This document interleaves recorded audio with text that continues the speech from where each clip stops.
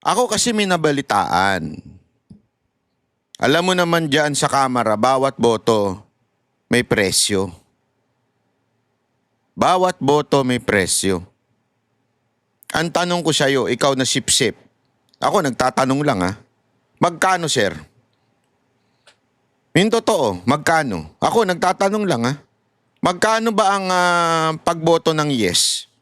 Alam nyo mga kababayan, yung pagkasuspindi ni Kiko Barsaga, it's not a simple matter. Ika nga, hindi po ito yung simple laang dahil sa, may nasuspindi lang na isang congressman. Hindi ho.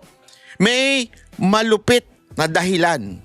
Meron pong malupit na dahilan kung bakit sinuspindi si Congressman Kiko Barsaga. Ito nga yung nirereklamo ng mga sumusuporta kay Congressman Kiko Barsaga. Yung mga, hindi naman sumusuporta, yung mga nagsabing hindi dapat yan masuspindi. Kasi yung sinasabi nila, sa dami-dami naman ng isususpindi. Di ba? Bakit yung isang taong nag-meow-meow, nag-selfie, nag-video, yung, alam mo yun, sa dami-dami ng isususpindi, yun ang isinuspindi. Instead na mga confirmed contractor na congressman. Could you just imagine that kind of foolishness? Isa hong malaking kawalangyaan, katarantaduhan. Marami ng mga congressman ang pinangalan ng kontraktor, hindi lamang ni Kiko Barsaga, hindi lamang po ng mga Duterte supporter, hindi. Kahit nga yung mga kaalyado nila ay binanggit na mga kontraktor ito na mga congressman. Putang ina, walang ginawa. Walang ginawa ang ethics. Papetiks-petiks lang kayo. Tapos etong mamang si Kiko Barsaga na kung saan binati ko si Marcos, binati ko si Romualdez, agad-agad ninyo sinuspinde. Anong katarantaduhan yan? Ako mga kababayan, alam nyo, kilala nyo ako. Pag tama, pinapalakpakan ko. Pag mali, binabanatan ko. As a matter of fact, there was one time na medyo binatikos ko si Congressman Kiko Barsaga dahil meron akong nakitang maaari niyang i-improve as a congressman. At siya'y nakinig. Maganda ang naging naidulot nito. 'Di ba? Maganda ho yung iba sa inyo nagalit, ba't ko daw pinuna?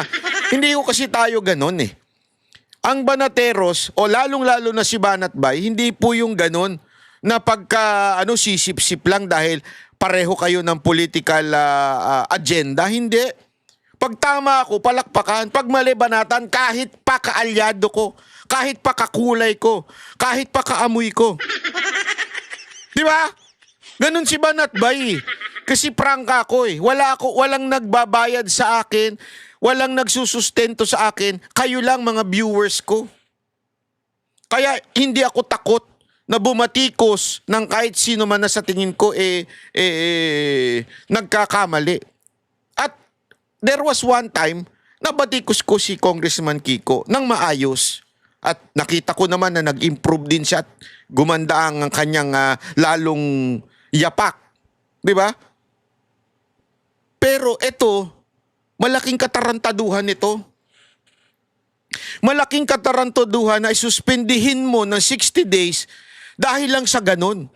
Pwede mo namang i-reprimand Pwede mo sabihin na, oy, Kiko, medyo itong part na to, isablay na ito. Kasi ang pinupuna nila, it's not just yung batikos, pati daw yung pag-post ng may babae or something, at saka, which is noon pa yun Hindi pa siya congressman noon. At saka yung,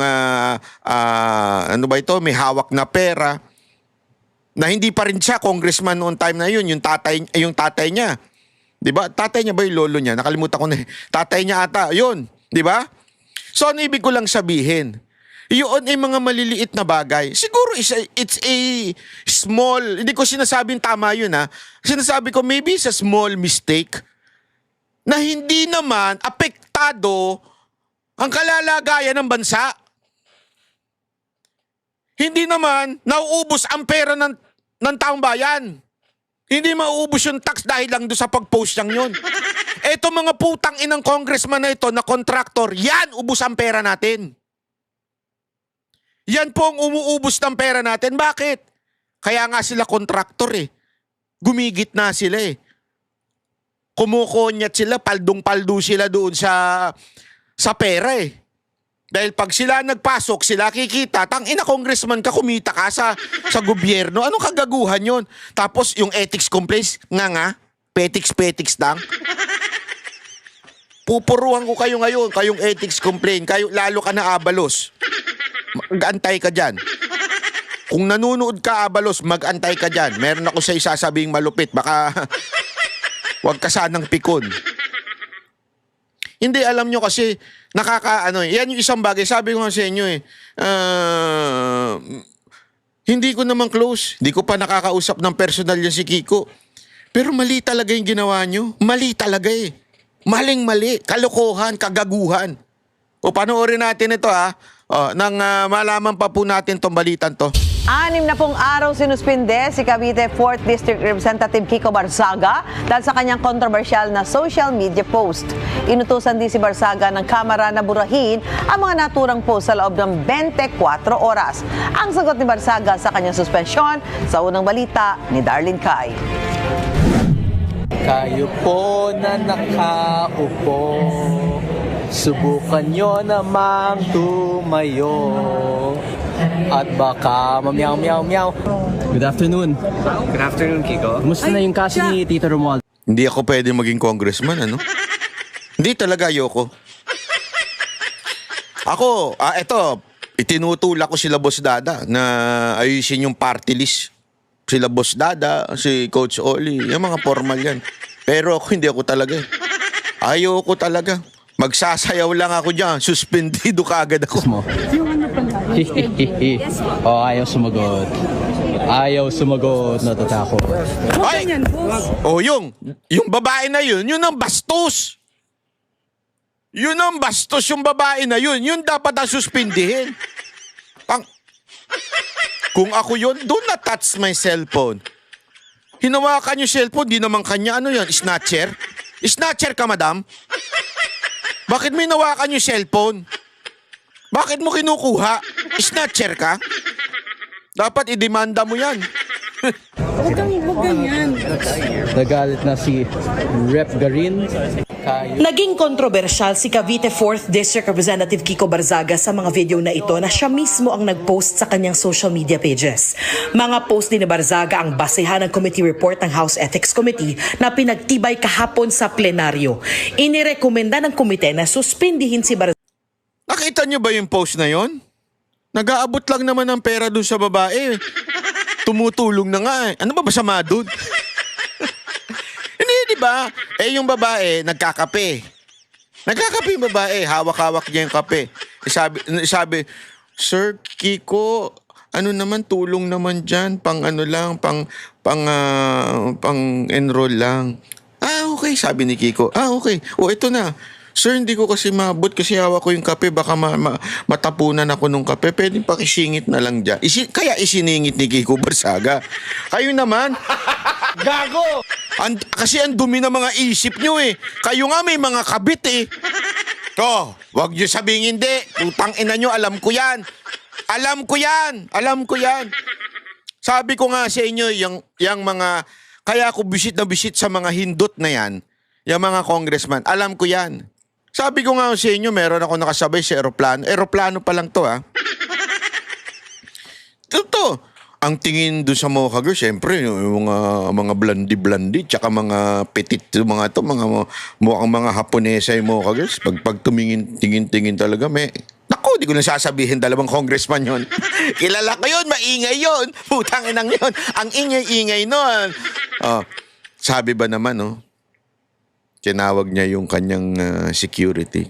Abot mo itong card ko, ha. Sabihan mo yung manager. Kontakin ako. Pagdating nila sa hotel. Ako nang bahala sa kanya, sabi. Oo! Ganyan ka mga... Tapos yung mga ganito-ganito lang, anuhin nyo. Ay, buti, tangina, tinabla ko eh. Sabi ko doon sa pakisoli yung card. Meron din akong card, Mastercard, Visa card. JCB, lahat ng card na gusto mo. Bigay ko pa dyan sa congressman. Ang kapal ng muka. Oo, ang daming ganyan. At alam ko may mga kabit pa yan. Napakaraming ano niyan, yung binabahay. O yung mga misis ng congressman dyan, makinig kayo. Tuturuan ko kayo, ha? O yung mga misis ng congressman, makinig kayo. Alam nyo kung paano sila nagkakaroon ng kabit? Mga scholar? Kunwari may scholarship program yan, pero ang totoong scholarship program yan, yung mga mga kinukuha nila sa KTV, JTV, kinukuha nila yan, tapos binabahay na nila yan, tapos may sustento, tapos nakakondo yan. Punta kayo dyan sa Pasay, marami dyan. Nakakondo.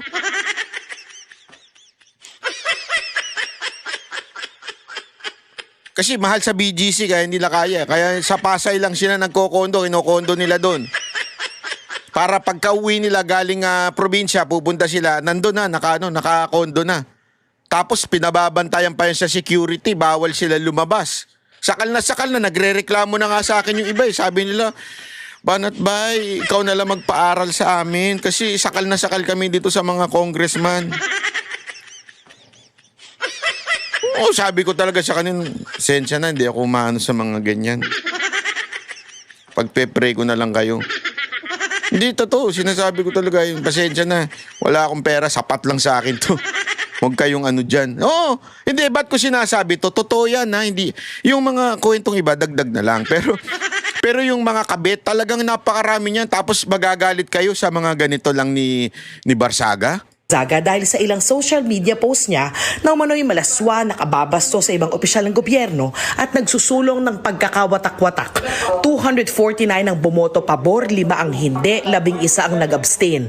Dahil dito, 6 na pong araw suspendido si Barzaga dahil sa umano'y disorderly conduct o asal na hindi katanggap-tanggap para sa isang miyembro ng House of Representatives. Tama! Yung asal naman talaga ni Barsaga, hindi katanggap-tanggap dyan eh. Pag puro kayo magnanakaw, pag merong honest, hindi talaga katanggap-tanggap yan. Ganyan sa eskwelahan eh, di ba? Outcast ka pagka-honest ka. Ay, wag tayo maglokohan. Pag hindi ka naki-join dun sa mga nagkokopyahan, outcast ka, ibubuli ka. Ikaw pang parang masama. Ayan ang tinatawag na peer pressure. Di ba? Pagka ikaw hindi ka yung pag nagalit ka, sinumbong mo yung nangongopya sa tabi mo, yari ka. Yari ka sa karamihan. Sabi ko nga sa inyo, kahit sa mga simpleng government office, pag ikaw hindi ka nakisali doon sa mga pamerienda ng mga naglalakad-lakad dyan, yung mga fixer, at hindi ka nakisali at nagsumbong ka sa boss, ikaw pa ang gagawa ng kung ano-anong kaso. Ikaw pa ang gagawa ng kung ano-anong istorya para matanggal ka kasi hindi ka marunong makisama. Yan, alam nyo ba na yan ang number 1 sakit ng mga Pilipino? Yung pakikisama. Kailangan matuto kang makisama. Pag hindi ka nakisama, aanuhin ka, ikaw ang kakasuhan. Ikaw ang parang may mali. Ikaw hindi normal. Kaya tama yung mga congressman dito. Si Barsaga, hindi normal. Hindi normal na katulad nyo na nagnanakaw na tuwan-tuwa pa. Representatives. Recommends the imposition of the penalty of 60 days suspension from office without the benefit of salaries and allowances. His actions reflected negatively upon the dignity, integrity, and reputation of the House of Representatives.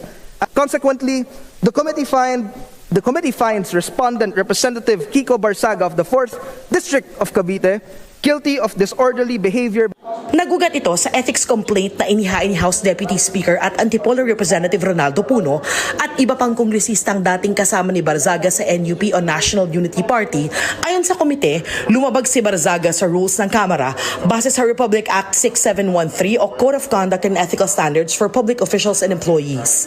Binigyan daw ng komite si Barzaga ng sapat na pagkakataong tumugon at ipagtanggol ang kanyang sarili sa mga pagdinig ng komite.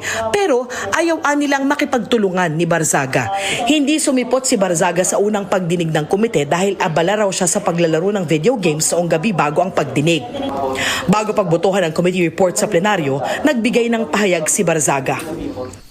I wholeheartedly accept the decision of the committee, but I maintain my stance that President Marcos must be held accountable for his crimes. Whatever punishment may fall upon me and others who stand against this president who has lost his constitutional mandate of serving the Mr. people is Speaker, inconsequential point of in order. relation to the amounts of lives Mr. Speaker, and point of future. Tingnan mo, yan pa, isa pang kabastusan yan, no? Sinuspindi nyo na ayaw nyo pang hayaan na magsalita. Di ba? That will be saved when Majority President Leader. Marcos leaves Malacanang. It took the Pero namatay ang kanyang mikropono. I would also like to put on record, Mr. Speaker, that the respondent has been given an opportunity to explain his defense at the proper forum, and we have accorded him that. Sinubukan ni Navotas Representative Toby Tiangco na magtanong tungkol sa committee report pero hindi na siya pinahintulutan. Mr. Speaker, the honorable sponsor was willing to yield to a few questions. Mr. Speaker, there's already a motion, and pursuant to our rules, Rule 121, the period of voting can no longer be interrupted by any motion or issue. Mr. Speaker, the voting hasn't started yet, Mr. Speaker. Mr. Speaker, I do not hear the chairman yielding to any more questions. After the 27 pages of the committee report, Mr. Speaker, Honorable Chanco, let's allow the members to decide on a question of discipline. If they agree, they will vote yes. If they do not agree, they will vote no. So let's hear the members and call the roll. Hoy, sip-sip! Anak ka ng wewe! Sip-sip na sip-sip!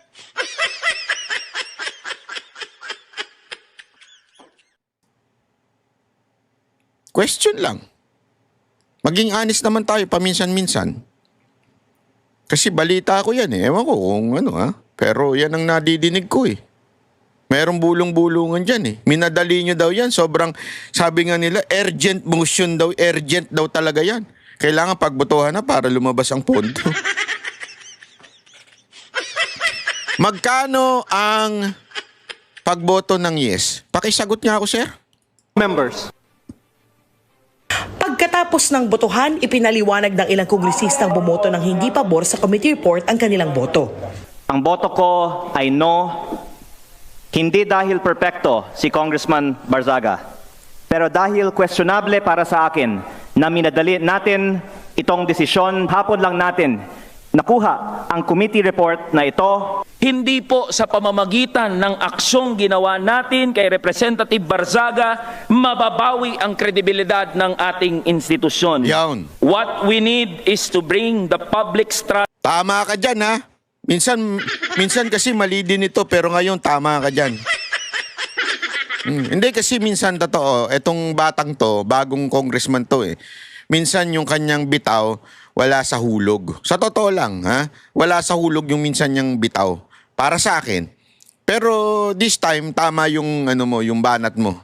Back in this house and this Pero gusto ko ito, yung sa kanyang pinaglalaban, yung ano, napaka-importante nun eh. Sa mga manggagawa kung saan eh, yung dapat walang provincial rate. Dapat simulan na eh. Kung gusto ninyong maayos ang trapiko, kung gusto ninyong maayos ang lahat dito sa Maynila Metro, wala eh, sobra na tayo eh. Oh, sobra-sobra na dami natin dito sa Metro Manila eh. Kaya dapat na talagang ano eh, tanggalin na yung provincial rate eh. Ito yung pinaglalaban tong maman to eh. Kasi sabi nga eh, ito yung Cavite, halimbawa lang ha, o yung Bulacan, tumapak ka lang kabila, iba na presyo ng pagtatrabaho doon.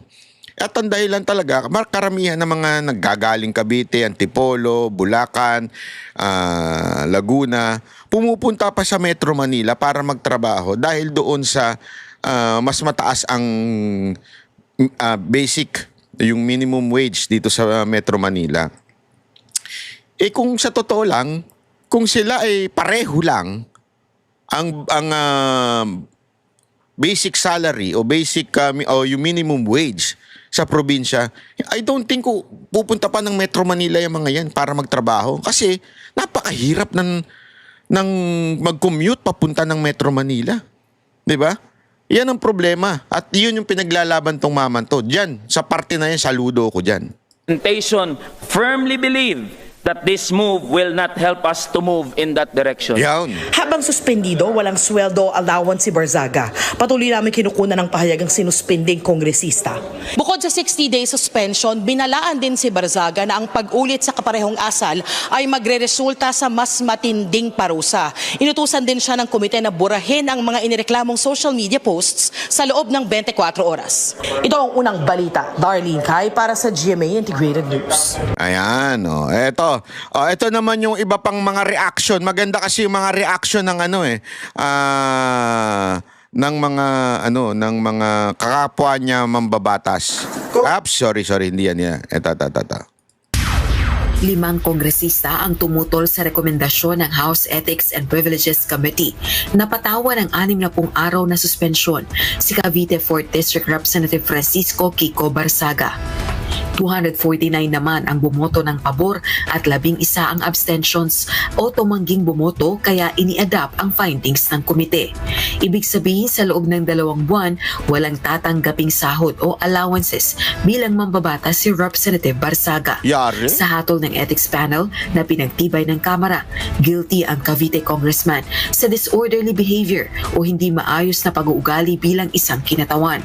Nag-ugat ito sa reklamo ng mga dating kasamang kongresista sa National Unity Party laban sa neophyte lawmaker dahil sa social media post nitong nag-uudyok umano ng sedition o pag-aalsa sa gobyerno, gayon din ang mga itinuturing na indecent o malalaswang larawan. Consequently, the committee finds respondent Representative Kiko Barzaga of the 4th District of Cavite guilty of disorderly behavior by violating Section 141A Rule 20 of the Rules of House of Representatives, 4C of RA 6713, or the Code of Conduct and Ethical Standards for Public Officials and Employees, and by engaging conduct unbecoming of a member of the House, and recommends the imposition of the penalty of 60 days suspension from office without the benefit of salaries and allowances during the period of suspension, with a stern warning that repetition of similar misconduct will result to a more severe disciplinary action. Gayunman, kinundena ng ilang kongresista ang pataw na parusa ng Kamara kay Congressman Barzaga. Tila minadali umano ito. Questionable para sa akin na minadali natin itong desisyon dahil ngayong hapon lang natin nakuha ang committee report na ito at si Congressman Barzaga lang ang tinampahan ng kaso ng Committee on Ethics. Grabe, no? Kung paano yung ginawa nilang pambabalasubas kay BP Sara Duterte, ginawa din na dito. Minadali. Kasi dapat yan, pag-aaralan muna yung committee report. Pag-aaralan muna kung, ano mo yun, kung okay ba, ano ba masasabi dun sa, ano yung mga i-final, di ba? Hindi Minadali. O ito, tali ka na, botohan na. Kung maaalala ninyo. Kaya yung nagsabi sa akin, medyo sabi ko, may tama to, may punto. Yung naalala niyo sa impeachment ni BP Sara Duterte, na kwento na kinulong sila. Tapos may mga, alam mo na, basket pagkalabas ng may paper bag na dala-dala sila pagkatapos nilang pagpipipirma, di ba? Pero hindi na pinakita yung complaint kay BP Sara Duterte. Sabi, parang ganito din daw to. Wala nang complaint na pinabasa. Basta binigay, botohan na tayo, madalian na. Pagka, alam mo yun, pag may minamadali, alam mong merong involved, di ba? Pag minamadali, malalaman mo na talaga na, bakit? Ano ba yung mga minamadali? Yung mga pictures.